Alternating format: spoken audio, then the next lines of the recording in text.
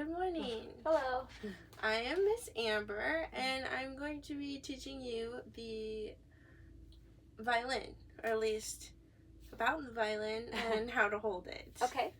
So, first you're going to notice here on the floor we have a case with the violin inside of it. If you want to go ahead and grab your violin for me really quick, we're going to talk about some things on the violin before we get to holding it. So that way we're familiar with what we have. Okay. So the violin has different parts to it, and starting from the top, we have this part, this twisty part on the top. It's called the scroll. Okay. If you think about like old-timey stuff, like you'll think of like old movies or like, you know, something, they'll have these big old long scrolls of paper. If you see the way that the violin twists up here, it's kind of like that. It's like a scroll of paper, but a scroll on the violin. And then moving down, we have what is attached to the scroll, which we call the peg box. The peg box holds the pegs, which are these little black things, which will help us to tune our strings when we get that far. But we're not going to do that today. Then, moving down further, you see this part right here that is the little brown part that's attached to where the peg box is and to the top of the violin here. This is the neck of the violin. And then on top of that light brown piece, you have this black what do we want to call it? Board, I guess. Okay. It is what we're gonna call the fingerboard of the instrument. And the fingerboard is where we're going to be placing our fingers on the strings of the violin. So that would mean that we wouldn't put our fingers here or here. We wouldn't want them anywhere along here. Okay. And when we learn how to read music and such, we will learn where our positions of our fingers will be to go forward with that. Next, you'll notice the shape of the instrument. It's kind of curved at the top, has an indentation little curve in the middle, and then it goes right back on the bottom. The top is called the upper bout. Okay. Now that's a really, really hard kind of term to remember, but we're just gonna hold it in the back of our brains for now. Remember, upper bout. Okay. Then the middle, you can think about like a person. The middle of us is our waist. And that is the same with the instrument. So like if you hold it like this, it's the waist. Okay.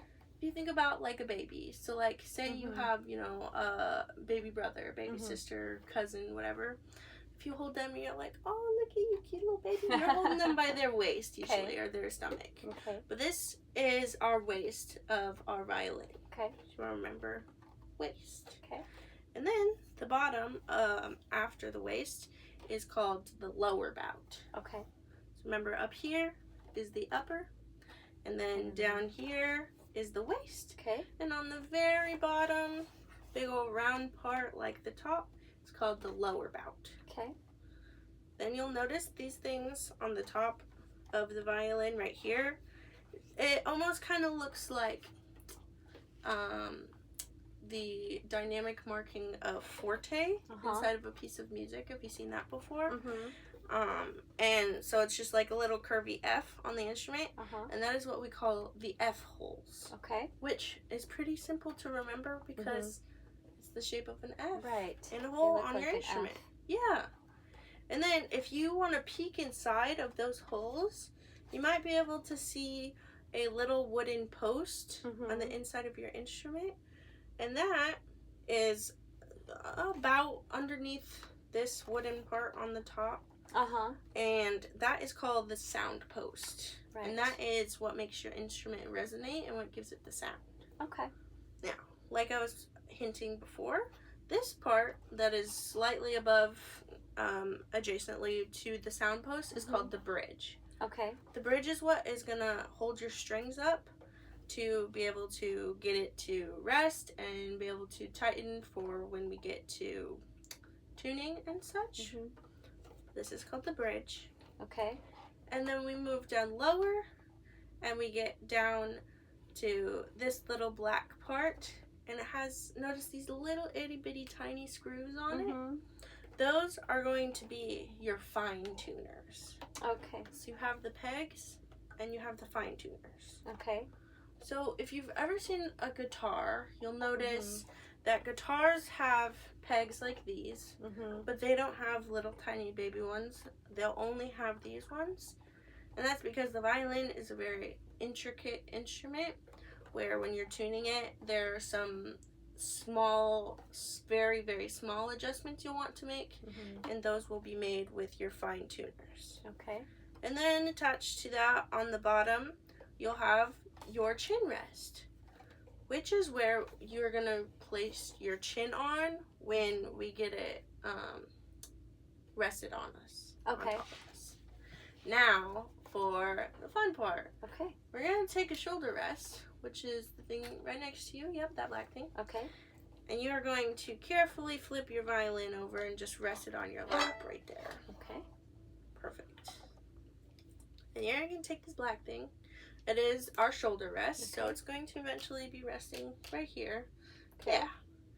And then you'll want your shoulder rest in a upside down kind of like smiley face, frowny face kind of thing. Okay. But you can also think of it like a rainbow or an eyebrow. You'll want it in that down arch going on your instrument. You will carefully place it with the rubber pieces following the lower bout of the instrument. Okay. And you're just going to carefully slide it on there with the actual shoulder rest facing downwards, like the rainbow kind of thing. Then once you get it adjusted on there, perfect. Okay. Then we're going to carefully flip our instrument back over. Now for the fun part. Okay. Bringing the instrument to us. Okay. So before we bring the instrument to us, we got to take it away. Okay. Now, how are we going to do that? I'll show you. Okay. So we're going to grab the instrument with our left hand and grab it on the left side of the upper bow. And we're just going to carefully twist it around. Okay. And then holding it with the left hand on top, we're going to carefully extend our arm outwards. Yeah, just like that. And then slowly, counterclockwise to your left, we're going to turn slowly, slowly, slowly, and keep going until it's upside down. Okay.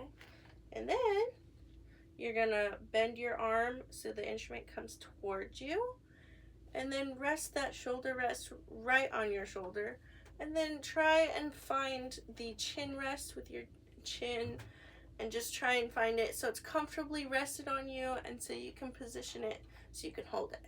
Now, you can see how you're holding the instrument with your hands right now, but we want to try and get our hold in our neck. Okay. Our neck is going to be what is going to be the main pressure of where the weight of the instrument's going. Okay. So we don't want it all going in our arm. Okay. The hold is going to be in our neck, and then we will be able to go from there. So if you find the little crevice in your neck, you might have to adjust a little bit. It's kind of an awkward positioning. But once you get it, you should be able to hold it and then carefully let go with your hand. And it's okay if it slips a little bit. Just keep your hands nearby so you don't completely drop it. But, try and get to that point where you can hold on to the instrument without holding it with your hands. That's great. Amazing. Now, we're going to take it down again. Okay. And then we're going to talk about our bow. Okay. So we're going to carefully set our instrument back in our case. Okay. You can take the shoulder rest off and then we're gonna talk about our bow, and then we're gonna be done for today. Okay. Carefully set it back how we got it. Then we're gonna grab our bow out.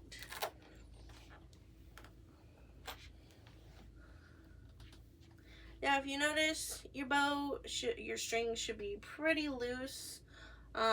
If they're not, that's okay. But when you get your instrument out, your bow should be pretty loose. The strings should be, so that way the strings don't get broken inside the case and such. How do you make it loose? So there's a metal piece on the bottom. Okay.